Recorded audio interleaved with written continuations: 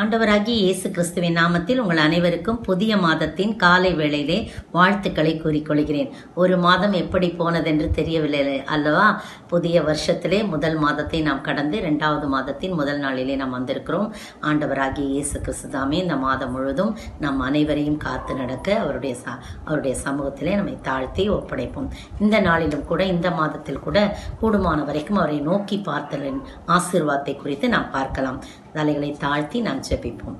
அன்னை அன்பிலும் விலை என் இயேசுவின் தூய அன்பே, தன்னை பலியாய் தந்தவர் உன்னை விசாரிப்பார். உந்தன் பாரங்கள் யாவையும் உன்னை விட்டேய கற்றுவார். உன் கர்த்தரை நீ நோக்கியே நம்பி ஓடிவா. உன் கர்த்தரை நீ நோக்கியே நம்பி ஓடிவா. ஆமாண்டவரே, கர்த்தராகிய உம்மை நோக்கி நம்பி ஓடி வரும்போது எத்தனை ஆசீர்வாதங்கள், உம்மை நோக்கி பார்க்கும்போது எத்தனை ஆசீர்வாதங்கள், உம்மை நோக்கி கூப்பிடும்போது எத்தனை ஆசீர்வாதங்கள். அந்த ஆசீர்வாதங்களை எல்லாம் நாங்கள் சுதந்திரிக்க ஆவியானவர் கிருபை செய்ய வேண்டும் என்று கர்த்தரும் மீட்பரும் ராஜாவுமாகிய இயேசு கிறிஸ்துவின் விலையேற பெற்ற நாமத்தில் ஜெபிக்கிறேன் பிதாவே, ஆமென். இந்த நாளிலும் கூட நோக்கி கூப்பிடுதலை குறித்து கடந்த வாரங்கள் ஒரு 4 வாரங்கள் நாம் 3 வாரங்கள் தியானித்தோம். கடந்த வாரம் வாசனையை குறித்து நாம் தியானித்தோம். அநேகருக்கு அந்த வாசனை மிகவும் பிரயோஜனமாய் இருந்தது என்று சொல்லி என்னுடைய தொலைபேசியின் மூலமாக என்னோட தொடர்பு கண்டது எனக்கு மிகுந்த சந்தோஷம். இப்பொழுதும் இந்த மாதத்திலும் நோக்கி பார்த்தலை குறித்து நாம் தியானிக்கலாம். முதலாவது, நோக்கி கூப்பிடுகிற யாவருக்கும் சமீபமாய் இருக்கிற தேவன். இதோ 145:18 பாருங்க. தம்மை நோக்கி கூப்பிடுகிற யாவருக்கும், உண்மையாய் தம்மை நோக்கி கூப்பிடுகிற யாவருக்கும் கர்த்தர் சமீபமாய் இருக்கிறார். சங்கீதம் 145:18. சங்கீதக்காரனாகிய தாவீது சொல்றாரு, தாவீது பாடின சங்கீதம் இது.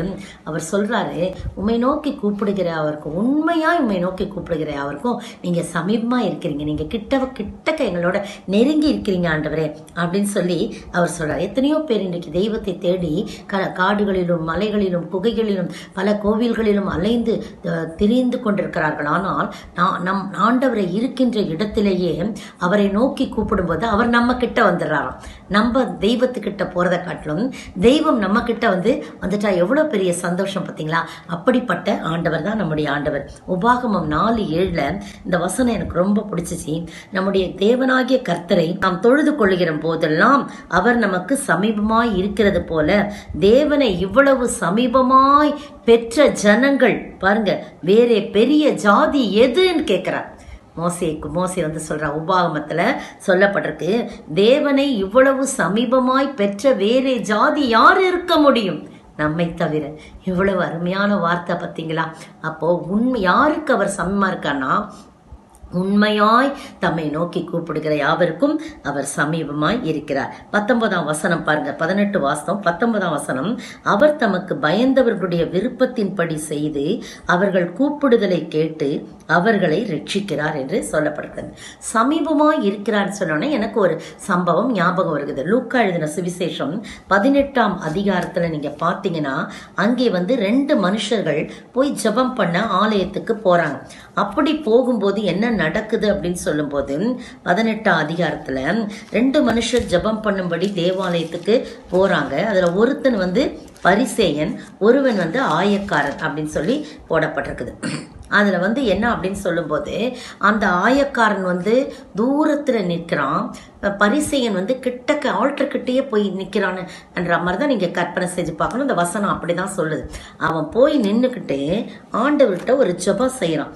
என்ன ஜெபம் செய்யறான் அப்படின்னா, தேவனே, நான் பரிகாரக்காரர், அநியாயக்காரர், விபச்சாரக்காரர் ஆகிய மற்ற மனுஷரை போலவும் இந்த ஆயக்காரனை போலவும் இராதபடினால் உம்மை ஸ்தோத்தரிக்கிறேன். எவ்வளவு பார்த்தீங்களா? எப்படி மற்றவர்களை கம்பேர் பண்ணி ஒரு ஜெபம். அது மட்டும் இல்ல, கூட ஜெபிக்கிறவனை காட்டி அவனை போலையும் இல்லை. அப்பன்னா அவன் என்ன, அவன் ரொம்ப மோசமானவன் அப்படின்ற மாதிரி தானே சொல்லப்பட்டிருக்கு. நான் வாரத்தில் 2 நாள் நான் உபவாசிக்கிறேன், என் சம்பாத்தியத்தெல்லாம் தசம பாகம் கொடுக்குறேன், உன் வலது கை கொடுக்குறத இடது கை அறியாமல் இருக்கணும்னு சொல்லப்பட்டிருக்குது. ஆனால் இவன் அந்த ஆண்டவர்கிட்டே போய் நான் தசம பாகம் சம்பாத்தியத்தெல்லாம் தசம பாகம் கொடுக்குறேன், எதையும் நான் வஞ்சித்து வைக்கிறது இல்லை. அப்புறம் என் வாரத்தில் 2 நாள் உபவாசிக்கிறேன், உபவாசிக்கும் போது யாருக்கும் தெரியாமல் உன் அறை வீட்டுக்குள்ளே பிரவேசித்து நீ முகவாடலாம் இல்லாமல் தலைக்கு எண்ணெய் பூசி நல்லா உபவாசிக்கணும் அப்படின்னு சொல்லப்பட்டிருக்குது. அதெல்லாம் இவன் படிச்சிருப்பான், இந்த பரிசேயன் படிச்சிருப்பான். ஆனா ஆண்டவர்கிட்ட பெருமையா தன் தலையை நிமிர்த்தி அவ்வளவு தூரம் அவன் பெருமையா தாழ்மை இல்லாத ஒரு ஜெபம், மேட்டுமையான ஒரு ஜெபத்தை செய்யறான். ஆனா ஆயக்காரன் தூரத்தில் நிற்கிறான், வெளியில நிற்கிறான். வெளியில நின்று தன் கண்களை கூட ஏறெடுக்க துணியவில்லை. அவனுக்கு தன்னுடைய பாவங்கள் அப்படியாய் ஆண்டவரை நோக்கி பார்க்க கூட முடியாதபடி கண்களை ஏறெடுக்க துணியாமல் அவன் என்ன பண்றான், தன் மார்பிலே அடித்து கொண்டு தேவனே பாவியாகி என்மேல் கிருபையாயிரும் அப்படின்னு பாவ அறிக்கை செய்து தேவனுடைய கிருபைக்காக மன்றாடுகிறான். அப்ப ஆண்டவர் சொல்றாரு, அவனல்ல இவனே நீதிமானாக்கப்பட்டான். அப்ப ஆண்டவர் ஆலயத்துக்குள்ள இருக்கிறான்னு வச்சுங்க. பரிசேயன் போய் கிட்டக்க போய் ஜெபிக்கிறான். ஆனா அவன் தூரத்துல நிக்கிறான். ஆண்டவர் சொல்றாரு, அவன் ஆண்டவர் என்ன சொல்றாரு, அவனல்ல இவனேனா, ஆயக்காரனை பத்தி அவனல்ல அப்படின்னு சொல்லியிருக்க மாட்டார் இல்லையா. கிட்டக்க இருந்தாலும் அவரை பார்த்து தூரம் இருக்கிற ஆயக்காரனை பார்த்தா அவனல்ல இவனே அப்படின்னு சொல்லியிருக்க மாட்டார். ஏன்னா அவன் தூரத்துல நிக்கிறான், இவனல்ல அவனேன்னு தான் சொல்லி இருக்கணும். அதுக்கு பதிலா நல்லா பாருங்க, ஆண்டவர் அவன் ஆயக்காரனுடைய பக்கத்துல போய் கட்டாய நின்று இருப்பார். அதான் வசனம் சொல்றது, உண்மையாய் தம்மை நோக்கி கூப்பிடுகிற யாவருக்கும் அவர் சமீபமாய் இருக்கிறார். உண்மையாய் ஆயக்காரன் கூப்பிட்டான், அதனால போய் அவர் பக்கத்துல போய் நின்றுட்டு அவனல்ல இவனே அப்படின்னு தட்டி கொடுத்திருப்பார். பிரியமானவர்களே, அவனல்ல இவனே நீதிமானாக்கப்பட்டவனாய் வீட்டுக்கு திரும்பினான் அது அப்படின்னு சொல்லப்படும். நீதிமானாக்கப்பட்டவனாய் தன் வீட்டுக்கு திரும்பி போனான் என்று உங்களுக்கு சொல்லுகிறேன் என்று சொல்லி தம்முடைய சீஷர்களை பார்த்து அங்கே இருக்கிறவர்களை பார்த்து ஆண்டவர் சொல்லுகிறார். ஏன்னா தன்னைத்தான் உயர்த்துகிறவனோ தாழ்த்தப்படுவான், தன்னைத்தான் தாழ்த்தும் உயர்த்தப்படுவான். அந்த உண்மையை சொல்லிட்டு தான் இதை சொல்கிறான். பாருங்க, இந்த எவ்வளோ ஆச்சரியமாக இருக்குது. நீங்கள் எங்கேயுமே போகாம, ஆண்டவரே என்னால் வெளியில் போக முடியல, வியாதி என்னை படுக்கையில் வைத்திருக்கிறது, அல்லது நான் தூரத்துக்கு ரொம்ப தூரம் போகிறதுக்கு எனக்கு செலவழிச்சுட்டு போகிறதுக்கு பணம் இல்லை, எது வேணாலும் நீங்கள் நினைக்கலாம். எங்கே நம்ம நின்னாலும் நம்முடைய உள்ளமும் அவருடைய உள்ளமும் இணைந்து இருக்கும்போது, உண்மையாய் அவரை நோக்கி கூப்பிடும்போது அவர் நம் கிட்ட நமக்கு உதவி செய்கிறவராயிருக்கிறார், நம்மை ஆசீர்வதிக்கிறவராயிருக்கிறார். அதைத்தான் இந்த ஆயக்காரன் செய்தான். அதைதான் சங்கீதக்காரனாகிய தாவீது என்ன சொல்றாரு, நம்மை நோக்கி கூப்பிட்டா போதும், உடனே அவர் சமீபமாய் எப்படி கூப்பிடணும், உண்மையாய் கூப்பிடும் போது அவர் சமீபமாய் இருக்கிற தேவன் என்று சொல்லி நாம் பார்க்கின்றோம். இந்த அருமையான வேளையிலே நீங்களும் நானும் அவரை நோக்கி உண்மையாய் கூப்பிடும் பொழுது அந்த ஆசீர்வாதம் நமக்கு கட்டாயம் கிடைக்கும். ஒரு பாடலை கூட பாடலாம். உம்மையை நோக்கி கூப்பிட்டால் போதும், நீரெந்தன் சமீபமல்லோ, தேவா தேவா உம்மையை நோக்கி கூப்பிட்டால் போதும், நீரெந்தன் சமீபமல்லோ, எந்த நின் பாரத்தை உந்தனில் வைத்திட்டேன் ஆதரிப்பி இயேசுநாதா, எந்த நின் பாரத்தை உந்தனில் வைத்திட்டேன் ஆதரிப்பீர் இயேசுநாதா. அல்லேலூயா கல்வாரி சிலுவை நாதா, அல்லேலூயா கிருபை தந்தீரும் நேசா, உம்மையே நாடி ஓடி வந்தேன் உம் பாதம், உம்மையே நாடி ஓடி வந்தேன் உம் பாதம், இரக்கம் காட்டிடும் ஐயா, அல்லேலூயா. ரெண்டாவது பாருங்க, ரட்சிக்கும்படி கர்த்தரை நோக்கி பார்க்கும்போது மனதுருகிற கர்த்தர். நியாயாதிபதிகளின் புத்தகம் 10ஆம் அதிகாரம் பாருங்க, 10ஆம் அதிகாரம் 10-15 வசனங்கள்லாம் நம்ம பார்க்கலாம். முதலாவது 10ஆம் வசனம், அப்பொழுது இஸ்ரவேல் புத்திரர் கர்த்தரை நோக்கி முறையிட்டு, உமக்கு விரோதமாக பாவம் செய்தோம், நாங்கள் எங்கள் தேவனை விட்டு பாகால்களை சேவித்தோம் என்றார்கள். பாருங்க 10ஆம் வசனத்துல இப்படி சொல்றார், இஸ்ரவேல் புத்திரர் தேவனை நோக்கி கர்த்தரை நோக்கி முறையிடுறாங்க.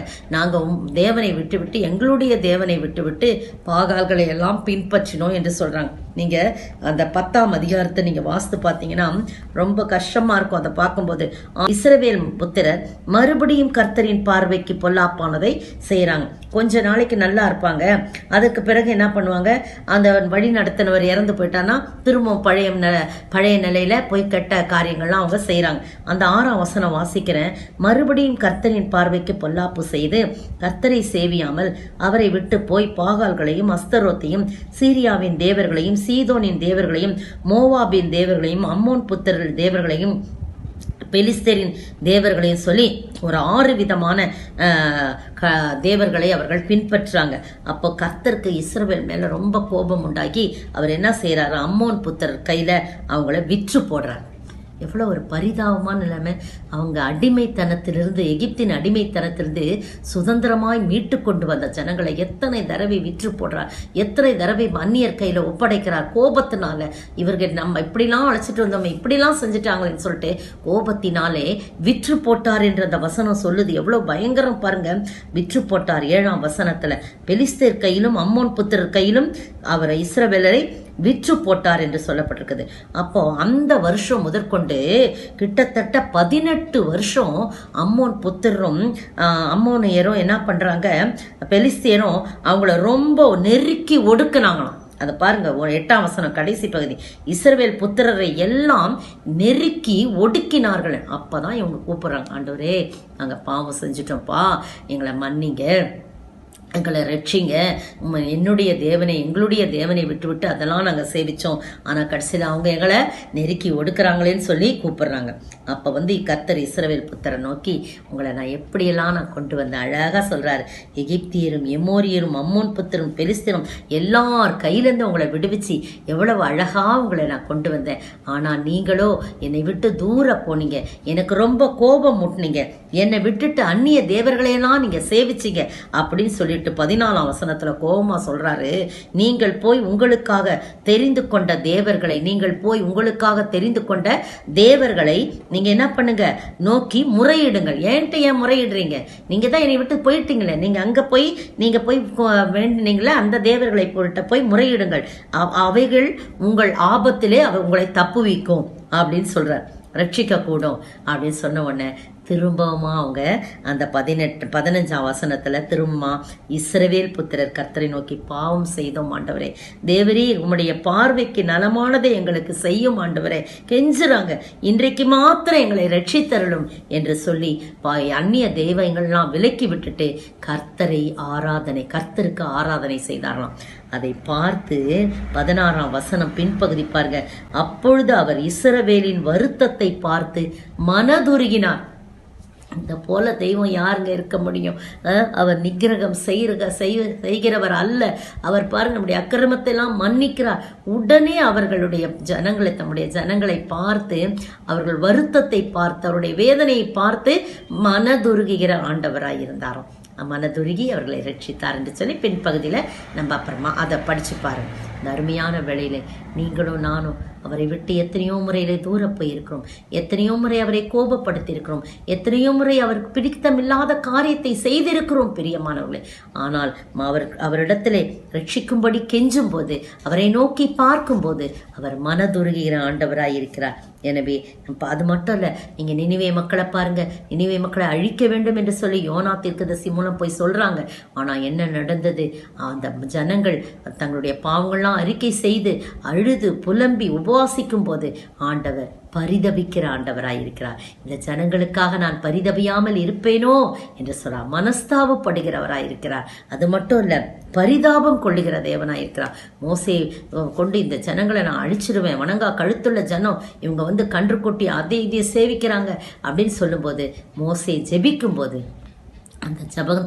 அந்த ஜபத்தை கேட்டு ஜனங்களுக்காக பரிதாபம் கொண்டார். பிரியமானவர்களே, இப்படிப்பட்ட ஒரு தெய்வம் நமக்கு இருக்கும்போது நாம் ஏன் கவலைப்பட வேண்டும்? அதற்கென்று பாவங்களை இஷ்டமா பண்ணிக்கிட்டு அப்பப்போ போய் மன்னிப்பு கேட்டா அவர் மன்னிச்சுறார், அப்படி கிடையாது. அப்படி கிடையாது. அது பழைய ஏற்பாட்டு காலத்தில் இன்றைய எந்த நாளிலும் கூட நாம் ஆண்டவருடைய சமூகத்தில் உண்மையாய் மனஸ்தாபப்பட்டு அறிக்கை செய்து விட்டு விட வேண்டும். அப்படிதான் 1 யோவான் 1:9 சொல்லப்படுது. தன் பாவங்களை மறைக்கிறவன் வாழ்வடைய மாட்டான், அவைகளை அறிக்கை செய்து விட்டு விடுகிறவனோ இரக்கம் பெறுவான் என்று சொல்லப்படுகிறது. எனவே பிரியமானவர்களே, நீங்களோ நானும் ஆண்டவருடைய சமூகத்தில் அவரை நோக்கி பார்க்கும்போது மனதுருகிற ஆண்டவராயிருக்கிறார். நீங்கள் எப்படிப்பட்ட பாவம் செய்தவர்களாக இருந்தாலும் என் பாவம் இனி மன்னிக்கவே படாது என்று சொல்லி நீங்களே நினைத்திருந்தாலும் தவறான ஒரு வாழ்வை முடித்துக் கொள்ள வேண்டும் என்று சொல்லி என் பாவங்கள் எனக்கு முன்பாக நிற்கிறது, இனி இந்த உலகத்தில் வாழ எனக்கு தகுதி இல்லை என்று சொல்லி யாராவது நினைத்திருப்பேன் என்று சொன்னால் ஆண்டவர் மனதுருகிற ஆண்டவர். நீங்களும் நானும் ஆண்டவருடைய சமூகத்திலே உண்மையாய் முறையிடும்போது, உண்மையாய் நோக்கி கூப்பிடும் போது, ரட்சிக்கும்படி அவரை நோக்கி பார்க்கும் போது, உடைய பாவங்களை அறிக்கை செய்யும் பொழுது கட்டாயம் கர்த்தர் நம்ம பாவங்களை நாம் மன்னித்து நம்மை மனதுருகிற ஆண்டவராயிருக்கிறார். அந்த ஆண்டவரை நோக்கி பார்ப்போமா? ஒரு பாடலை கூட பாடலாம். மனதுருகும் தெய்வமே ஏசையா, உம்மை மனதார துதிப்பேன் ஸ்தோத்தரிப்பேன். மனதுருகும் தெய்வமே ஏசையா, உம்மை மனதார துதிப்பேன் ஸ்தோத்தரிப்பேன். நீ நல்லவர் சர்வ வல்லவர், உம் இரக்கத்திற்கு முடிவே இல்லை, உம் அன்பிற்கு அளவே இல்லை. அவை காலை தோறும் புதிதாயிருக்கும், அவை காலை தோறும் புதிதாயிருக்கும். ஆம் பிரியமானவர்களே, அவை காலை தோறும் புதிதாயிருக்கும். அவர் இரக்கம் உள்ளவர், மனதுருக்கம் உள்ளவர். 3வது பாருங்க, இரக்கம் செய்யும் வரையிலும் நோக்கி பார்த்து வெற்றி பெறுதல். சங்கீதம் 123 2ஆம் வசனம் பாருங்க. இதோ வேலைக்காரரின் கண்கள் எஜமான்களின் கையை நோக்கி இருக்குமா போலவும், வேலைக்காரியின் கண்கள் எஜமாட்டியின் கைகளை நோக்கி இருக்குமா போலவும், கர்த்தாவே எங்களுக்கு இரக்கம் செய்யும் வரைக்கும் எங்கள் கண்கள் உம்மையே நோக்கி கொண்டு அவரையே நோக்கி இருக்கிறது என்று சொல்றாங்க.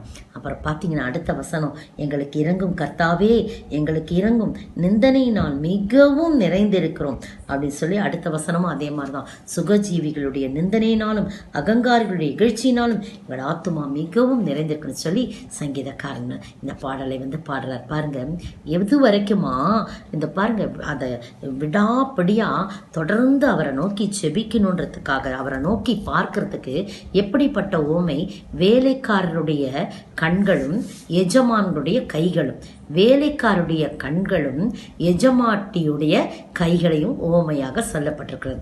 நீங்களும் நானும் ஆண்டவராகிய இயேசு கிறிஸ்துவுடைய கைகளை நோக்கி, நம்முடைய கண்களை நோக்கி பார்க்கும்போது, கண்களை நோக்கி அவருடைய கைகளை நோக்கி பார்க்கும்போது அவர் நமக்கு விடுதலை தர வல்லவராயிருக்கிறார். பாருங்க, அப்போ எனக்கு ஒரு காரியம் ஞாபகம் வந்துச்சு. ஏன் அப்படின்னு சொன்னா, இரக்கம் செய்யும் வரைக்கும் கொஞ்ச நாள் ஜெபிச்சுட்டு பரவாயில்ல அப்படின்னு சொல்லிட்டு விட்டுறக்கூடாது.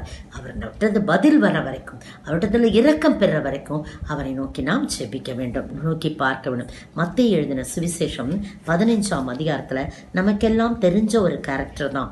போது கானானிய ஸ்திரீ, கர்த்தர் இயேசு தீரு சீதோன் பட்டணம் வழியா வராருன்னு கேள்விப்பட்டோன்னே இந்த கானானிய ஸ்திரீ என்ன பண்றா, ஒருத்தி அவரிடத்தில் 22ஆம் வசனம், ஆண்டவரே தாவீதின் குமாரனே எனக்கு இறங்கும், என் மகள் பிசாசினால் கொடிய வேதனைப்படுகிறான் என்று சொல்லி கூப்பிட்டாள். அவரை நோக்கி கூப்பிடுறான். பாருங்க, இயேசு வரான்னு கேள்விப்பட்டு எப்படிதான் எங்க இருந்தா வந்தாலோ தெரியல, அவ வீட்டுல இருந்து புறப்பட்டு ஓடி அவரை நோக்கி பார்த்து எந்த விதமான சுத்தி வளைச்சு பேச்சலால, இயேசுவே தாவீதின் குமாரனே எனக்கு இறங்கும் என்று சொல்லி அந்த இரக்கத்திற்காக அவர் மன்றாடுகிறார். என்ன இரக்கம், என் மகள் பிசாசினால் கொடிய வேதனைப்படுகிறாள் ஆண்டவரே, நீங்க தான் அவளுக்கு சுகம் கொடுக்கணும் ஆண்டவரேன்னு சொல்லி கெஞ்சுறான். ஆனா இயேசு கொஞ்சம் கூட அதை கவனிச்ச மாதிரி தெரியவில்லை. அவர் பாட்டுக்கு பேசாம போறாரு. அவர் அலட்சியம் பண்றவரா? இல்லை பிரியமானவர்களே. அலட்சியம் பண்ணி அவளை நிராகரிக்கிறவளா? இல்லை பிரியமானவர்களே. அவளுக்கு ஒரு விசுவாச சோதனை. அப்போ பேசாம போனோன்னு தொடர்ந்து என்ன சொல்றா, சீஷர்கள் சொல்றாங்க ஆண்டவர்கிட்ட, இவள் தொடர்ந்து கூப்பிடுறாள், உங்களை கூப்பிட்டுக்கிட்டே வராள், இவளுக்கு ஏதாவது செய்யுங்க, ஏதாவது சொல்லி அனுப்பி விடுங்க அப்படின்னு சொன்ன உடனே இயேசு சொல்றாரு, நான் காணாமற் போன ஆடுகள் ஆகிய இஸ்ரவேல் வீட்டாரிடத்தில் அனுப்பப்பட்டேன் என்று மற்றபடி அல்ல அப்படின்னு சொல்றார். அப்போ என்னுடைய ஜனம் இஸ்ரவேல் ஜனம் அவர்கள் வெளியே போயிடக்கூடாது, அவர்கள் தூர போயிடக்கூடாது, அவர்களை நான் கூட்டி சேர்க்கணும்னு தான் நான் அழைக்கப்பட்டேனே தவிர, அனுப்பப்பட்டேனே தவிர மற்றபடி அல்ல. அது உண்மையாகவா பிரியமானவர்களே? அல்லவே அல்ல. இயேசு சொல்றாரு, அப்ப யோவான் ஸ்நானகன் இயேசுவை அறிமுகப்படுத்தும் போது என்ன சொல்றாரு, இதோ உலகத்தின் பாவத்தை தீர்க்கிற சுமந்து தீர்க்கிற தேவ ஆட்டுக்குட்டி அப்படின்னு சொல்லி சொல்றாரு.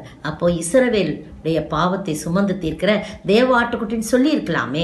உலகத்தின் எல்லாம் அதே மாதிரி தேவதூதர்கள் இயேசு பிறக்கும்போது சொல்றார், இதோ எல்லா ஜனத்திற்கும் மிகுந்த சந்தோஷத்தை உண்டாக்கும் நற்செய்தி உங்களுக்கு தெரிவிக்கிறேன் சொல்றாரு. அப்படியாய் வந்த ஆண்டவர் எல்லாருக்காகவும், அவர் பட்சபாதம் உள்ள தேவன் அல்ல. பின் ஏன் இப்படி சொல்றாருன்னா, அது 2வது சோதனை. முதல்ல பேசாம போறாரு, 2வது பேசுறாரு. காணாமற் போன இஸ்ரவேல் ஆடுகளுக்கு, காணாமற் போன ஆடுகளாகி இஸ்ரவேல் மக்களுக்காக அனுப்பப்பட்டேனே தவிர வேறு இல்லை அப்படின்னு சொல்றார். 3வது பாருங்க, அப்படி சொன்ன உடனே ஆனாலும் பாருங்க, அவள் வந்து இப்படி சொன்ன பிறகும் 25ஆம் வசனம், அவள் வந்து ஆண்டவரே எனக்கு உதவி செய்யும் என்று அவரை பணிந்து கொண்டா. விடவே இல்லை. பின்னாடியே வந்து சொன்னவ முன்னாடி வந்து பணிந்து கொண்டு ஒருவேளை காலை பிடிச்சு கெஞ்சிருக்கணும், ஆண்டவரே எனக்கு உதவி செய்யும். அப்ப ஆண்டவர் திருப்பி பாருங்க, 3வது சோதனை, பிள்ளைகளின் அப்பத்தை எடுத்து நாய்க்குட்டிகளுக்கு போடுவது நல்லதல்ல அப்படின்னு சொல்லி சொல்றார். பாருங்க, அப்போ வந்து எவ்வளோ கஷ்டமாக இருந்திருக்கும், மனசு வேதனையாக இருந்திருக்கும். என்ன இவரை இப்படி கெஞ்சுறேன், அழுகிறேன், காலை பிடிச்சி கெஞ்சுறேன், தொழுறேன், ஆனால் கூட இப்படி சொல்கிறாரு, நாயின்ட்டார என்னைய. பிள்ளைகளின் அப்போ நான் பிள்ளைகள் வந்து இஸ்ரவேல் புத்திரர், நான் வந்து புறஜாதிப்பேன், ஆனாலும் என்னை நாயின்ட்டார் சொல்லிட்டேன். நீங்களும் நானும் அந்த இடத்துல இருந்தா, இவரை போய் நினைச்சு வந்தோமே, இவர் பெரிய மகான், இரக்கமுள்ளவர், அப்படி இப்படின்னு எல்லாம் சொல்றாங்களே, ஒரு வார்த்தை சொன்னா சரியாயிடும், நாங்க அதை நம்பி நான் வந்தேன், கடைசியில இப்படி என்னை நிராகரிச்சுட்டாரு, எல்லாரும் முன்னுக்கு என்னை அவமானப்படுத்திட்டாரு அப்படின்னு சொல்லி என்ன பண்ணிருப்போம், முறுமுறுத்துட்டு திரும்பி வந்திருப்போம். பரவாயில்ல, புள்ள சுகமானாலும் பரவாயில்ல, திரும்பி வந்திருப்போம். பிரியமானவர்களே, உண்மையாகவே அந்த இடத்துல நீங்களும் நானும் இருந்தா அந்த நேரத்தில் நம்ம என்ன செஞ்சிருப்போம் நமக்கு தெரியாது. ஆனால் வந்து அவ அப்படி சொல்ல, மெய்தான் ஆண்டவரே, மெய்தான், நீங்கள் சொன்னதில் எந்த தப்பும் இல்லைப்பா, நீங்கள் உண்மைதான் சொன்னீங்க. இஸ்ரவேல் வீட்டாருக்காக தான் நீங்கள் வந்தீங்க, உங்களுடைய பிள்ளைகளாகிய பிள்ளைகளுக்கு தான் அப்பத்தை கொடுக்க தான் வந்தீங்க, அப்பத்துக்கு தான் கொடுப்பீங்க, ஆனால் வந்து நாய்களுக்கு போடுவது நல்லதில்லைன்னு தான் சொல்கிறீங்க. ரைட்டுப்பா, உங்கள் பிள்ளைகளுக்கு நிறைய சாப்பாடு கொடுங்க, நிறைய அப்பம் கொடுங்க.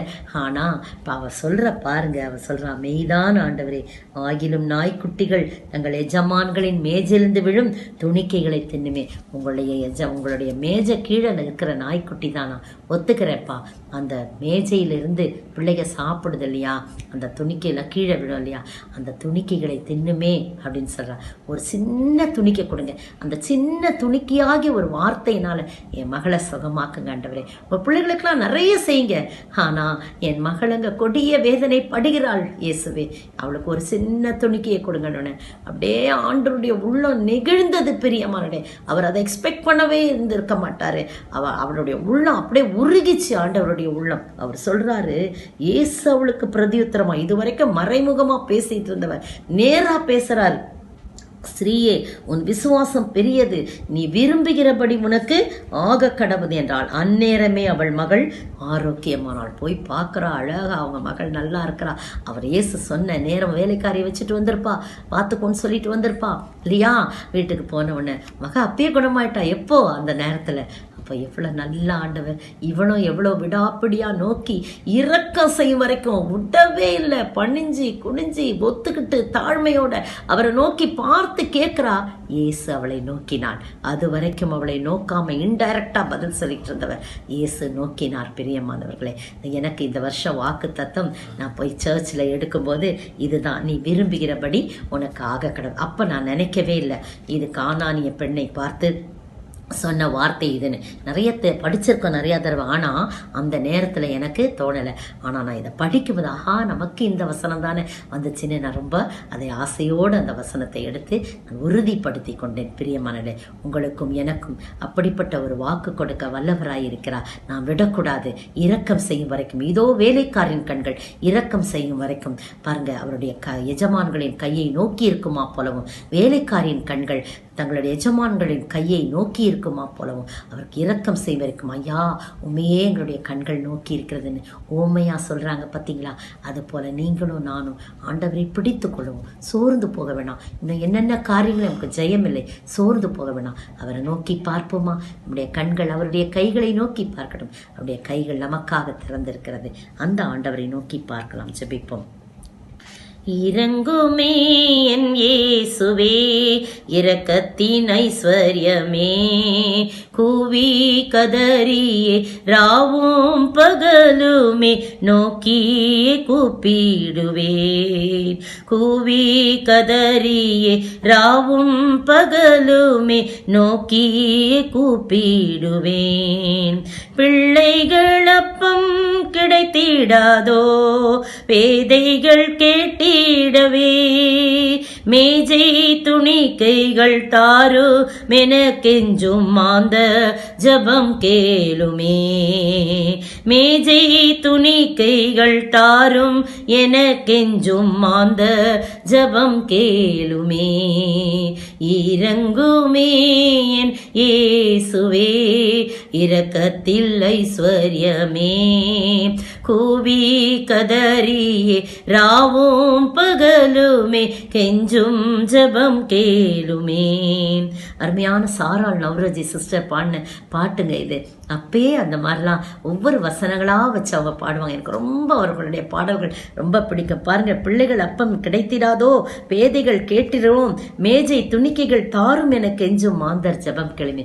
அப்படிதான் அவர் நோக்கி கேட்டார், கர்த்தர் கிருபை செய்தார். நீங்களும் நானும் அப்படி நோக்கி பார்ப்போம். நான்காவது கடைசியாக, நோக்கிடும் மிருக ஜீவன்களுக்கும் ஆகாரம் கொடுக்கிற தேவ. சங்கீதம் 145:15 பாருங்க, எல்லா ஜீவன்களின் கண்களும் உம்மை நோக்கி கொண்டிருக்கிறது, ஏற்ற வழியிலே நீர் அவைகளுக்கு ஆகாரம் கொடுக்கிறீர் என்று சொல்லப்பட்டிருக்கிறது. பாருங்க, எல்லா ஜீவன்களின் கண்களும் அவரையே நோக்கி பார்க்கிறதாம். அதில் என்ன விசேஷம் அப்படின்னு சொன்னால், அவர் ஆண்டவர் படைச்சார்ல ஆதி ஆகமத்தில் எல்லா ஜீவன்களையும் அவர் படைத்தார். எல்லா ஜீவன்கள்னா அது மனுஷரை முதல்ல குறிக்கல, ஏன்னா அவைகளுக்கு ஆகாரம் கொடுக்கிற அக்ரிணையில சொல்லப்பட்டிருக்கு. அதனால இந்த இடத்துல மனுஷரை குறிக்கப்படாம மிருக ஜீவன்களை குறிக்குது. பாருங்க, பிராணிகள் இருக்குது, காட்டு விலங்குகள் இருக்குது, நாட்டு விலங்குகள் இருக்குது, ஊரும் பிராணிகள் இருக்குது, தண்ணியில வாழ்றது இருக்குது, ஊர்ந்து போன இருக்குது, எல்லாமே இருக்குது. எல்லாத்துக்கும் எதெல்லாம் எல்லா ஜீவன்களுடைய கண்களும் உமை நோக்கி கொண்டிருக்கிறது, நீர் அவைகளுக்கு ஆகாரம் கொடுக்கிற. எவ்வளவு அருமையான வசனம் பாருங்க. அடுத்த வசனம் 16ஆம் வசனம், நீர் உமது கையை திறந்து சகல பிராணிகளின் வாஞ்சையும் திருப்தி ஆக்கிறான். என்னங்க வாஞ்ச? ஒருவேளை சிங்கம் புலிலாம் நான் வெஜிடேரியன் சாப்பிடும், அந்த வாஞ்சியை நிறைவேற்றுறாரு. அது மாதிரி மானு முயல் மாடு ஆடெல்லாம் வெஜிடேரியன் சாப்பிடும், அதுக்கு தகுந்த விதமா அவர் வாஞ்சியை திருப்தியாக்குறாராம். இப்படி நீரில் வாழ்றது, ஒரு பிராணி இன்னொரு பிராணியை கொடு, இதெல்லாம் கொடுத்து கொடுத்து கொடுத்து ஆண்டவருடைய வாஞ்சியெல்லாம் நிறைவேற்றுறாராம். எவ்வளவு நல்ல ஆண்டவர் பாருங்க. சங்கீதம் 147:9, அவர் மிருக ஜீவன்களுக்கும் கூப்பிடுகிற காக்கை குஞ்சுகளுக்கும் ஆகாரம் கொடுக்கிறாராம். இவ்வளோ பாருங்க, ஒவ்வொரு வசனமும் அவ்வளோ அருமையான வசனமா இருக்குது. அவர் கூப்பிடுதான், காக்கை குஞ்சு கூப்பிடுதான், ஆண்டவரே எங்களுக்கு ஆகாரம் கொடுங்க, ஆகாரம் கொடுங்க. அவருக்கு தான் அந்த பாஷெல்லாம் தெரியும் இல்லையா, உடனே அவருக்கு ஆகாரம் கொடுக்கிறாராம். மத்தேயு 6:26-28 வசனங்கள்லாம் பார்த்தீங்கன்னா, கவலைப்படக்கூடாது என்பதற்காக, ஏன் நாளைய தினத்தை குறித்து கவலைப்பட, நம்ம தான் கவலைப்பட்டுக்கிட்டே இருக்கோம் இல்லையா, ஆனால் அந்த மிருக ஜீவன்களும் காக்கை குஞ்சுகளும் அப்படிலாம் எதுவுமே கவலைப்பட்டதா தெரியல. 26ஆம் வசனம் பாருங்க, மத்தேயு 6:26, ஆகாயத்து பட்சிகளை கவனித்து பாருங்கள், அவைகள் விதைக்கிறதும் இல்லை, அறுக்கிறதும் இல்லை, களஞ்சிகளில் சேர்த்து வைக்கிறதும் இல்லை, அவைகளும் உங்கள் பரமபிதா பிழைப்பூட்டுகிறார், அவைகளை பார்க்கணும் நீங்கள் விசேஷத்தர் அல்லவா. நம்மளை பார்த்து சொல்றார், நான் எல்லாத்துக்கும் ஆகாரம் கொடுக்குறேன், உங்களுக்கு நான் செய்ய மாட்டேனா, ஏன் கவலைப்படுறீங்க அப்படின்னு தான் இந்த வசனத்தின், இந்த சங்கீதத்தின் அர்த்தம். அதுக்கு தான் இது மத்தேயு 6ஆம் அதிகாரம் 26ஆம் வசனத்துல சொல்லப்பட்டிருக்கு. அப்புறம் பார்த்தீங்கன்னா 28ஆம் வசனத்துல காட்டு புஷ்பங்கள் எப்படி வளர்கிறது என்று கவனித்து பாருங்கள். ஏன் உடைக்காக கவலைப்பட, உணவுக்காகனும் போது இந்த பறவைகளை சொல்றாரு, உடைக்காகன்னு சொல்லும்போது காட்டு புஷ்பங்களை எப்படி வளர்கிறது பாருங்கள். அவைகள் உழைக்கிறதுமில்லை நூற்கிறதுமில்லை என்றாலும் சாலமோன் முதலாய் தன் சர்வ மகிமையிலும் அவைகளில் ஒன்றை போலாகிலும் உடுத்தி இருந்ததில்லை என்று சொல்லப்படும். அவ்வளோ கலர்ஃபுல் ஃப்ளார்ஸுங்க. அவ்வளோ அழகாக ஊட்டி கொடைக்கானல்லாம் போனால் ஃப்ளார் ஷோ நடக்கும். அவ்வளோ அழகழகான கலரான டிசைனான பூக்கள், கலர் காம்பினேஷன் பார்த்தீங்கன்னா எப்படி தான் அப்படி உடுத்துக்கிறார். சாலமோன் முதலாக யாருமே இந்த மாதிரி ஒரு உடை உடுத்தி இருந்ததில்லை என்று சொல்லி சொல்கிறார். அதனால் ஏன் உடைக்காக கவலைப்படுறீங்க? இந்த மாதிரி சாரீ டிசைன், இப்போல்லாம் டிசைனர் சாரீ அது இதெல்லாம் வருது இல்லையா, ஃப்ளவர்லாம், அதெல்லாம் இந்த ஃப்ளவர்ஸை பார்த்து தான் பிரிண்ட் பண்ணுறாங்க. நான் ஒரு புத்தகத்தில் படித்தேன். அந்த கலர் காம்பினேஷனு, அந்த டிசைனு எல்லாமே இதை பார்த்தேன். அதே மாதிரி மிருக ஜீவன்கள் பாருங்க, புள்ளி மான்கள் அழகாக அந்த இடத்துல பார்த்தீங்கன்னா புள்ளியாக இருக்கும். வரி குதிரை, அப்புறம் ஒட்டகச்சிவிங்கி, இப்படிலாம் பார்த்தீங்கன்னா அழகழகா. அதெல்லாம் டிசைன் போட்டது யாரு அப்படின்னு ஒரு பாட்டு இருக்கு. வரி குதிரைக்கு கோடு போட்டது யாரு அப்படின்னு சொல்லி ஒரு பாடல் கூட சின்ன பிள்ளைகள் சண்டே கிளாஸ் பாடல கூட பாடுவாங்க.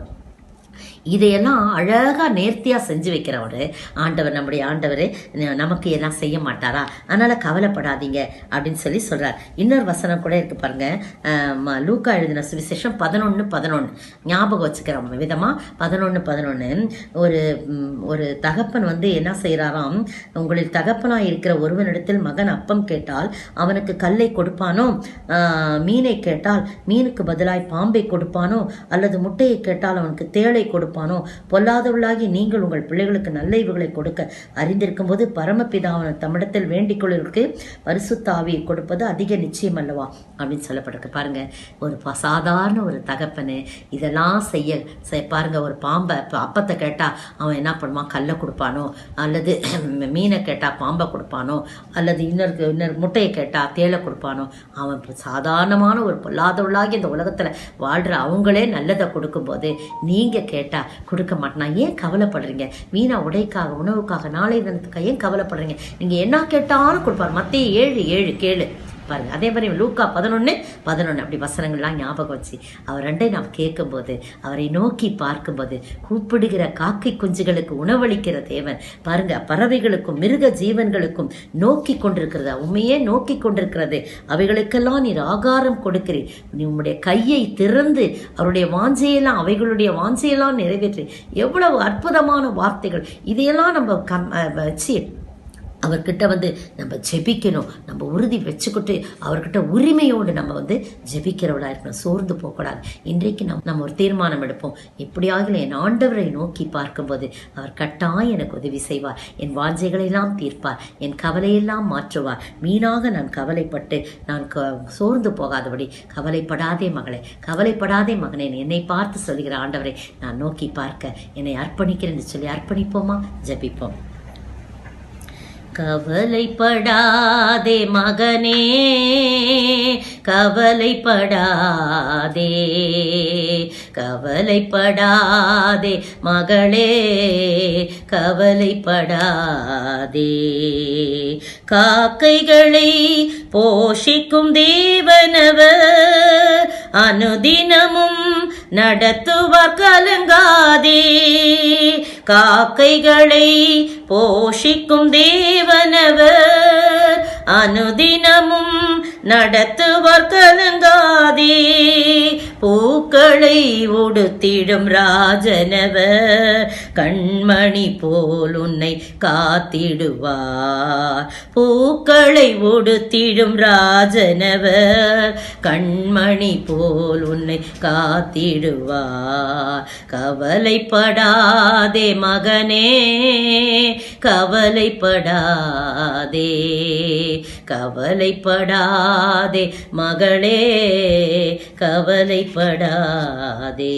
ஸ்தோத்திரிக்கிற ஆண்டவரே, துதிக்கிற ராஜா, எத்தனை அழகாய் எங்களை நடத்தினீர் ஆண்டவரே. என்னை நோக்கி பார்க்கும்படியாக இந்த மாதத்தின் முதல் நாள் காலையிலே எவ்வளவு ஆசீர்வாதங்களை எங்களுக்கு அளவில்லாமல் பொழிந்திருக்கிறீரே ஆண்டவரே. கேட்டுக்கொண்டிருக்கிற உம்முடைய அன்பான பிள்ளைகள் ஒவ்வொருவரையும் நீர் ஆசீர்வதிப்பீராக. கூப்பிடுகிற யாவருக்கும், உண்மையாய் உம்மை நோக்கி கூப்பிடுகிற யாவருக்கும் நீ சமீபமாய் இருந்து ஆண்டவரே ஆசீர்வதிக்கிற தேவன். மாயக்காரன் பரிசேயன் ஓமையின் மூலம் எங்களோடு பேசினீரே ஆண்டவரே. சோத்தரிக்கிறோம் ஆண்டவரே. ரட்சிக்கும்படியாக உம்மை நோக்கி கூப்பிடும் போது ஆண்டவரே மனதுருகிற கர்த்தராய் இருக்கிறேன். இஸ்ரவேல் ஜனங்கள் ஆண்டவரே உம்மை நோக்கி கூப்பிட்ட போது ஆண்டவருடைய வருத்தத்தை கண்டு ஆண்டவரே எவ்வளவாய் உம்மை துக்கப்படுத்தி கோபப்படுத்தின போதிலும் அவர்கள் ஆண்டவரே இடத்திலே மனஸ்தாபப்பட்டு பாவம் செய்து அறிக்கை செய்து உம்மை நோக்கி கூப்பிட்ட போது ஆண்டவரே அதற்காய் மனதுருகிற ஆண்டவரே அப்பா எங்களுக்காய் மனதுருகிற ஒரு ஆண்டவர் எங்களோடு கூட இருக்கிறேன். எங்களுக்கு சமீபமாய் வந்து எங்களோடு கூட நடைபெறுகிற தேவன் எங்களோடு கூட இருக்கிறேன். அப்பா தகப்பனே, இதோ கர்த்தாவே எங்களுடைய கண்கள் உம்முடைய கையை நோக்கி இருக்கும் போது ஆண்டவரே விடாப்பிடியா இரக்கம் செய்யும் வரைக்கும் நோக்கும் போது கானானிய பெண்ணுக்கு இறங்கினீரே ஆண்டவரே. கானானிய பெண் முறுமுறுக்காதபடி இரக்கம் செய்யும் வரைக்கும் கர்த்தாவே அந்த இரக்கத்தை பெற்றுக்கொண்டாலே ஆண்டவரே உம்மிடத்தை உம்மை நோக்கி பார்த்து அது போல நாங்கள் பெற்றுக்கொள்ள உதவி செய்வீராக. கர்த்தாவே மனிதர்களுக்கு மட்டுமல்ல மிருக ஜீவன்களுக்கும் கூப்பிடுகிற காக்கைகளுக்கும் பறவைகளுக்கும் காட்டு புஷ்பங்களையும்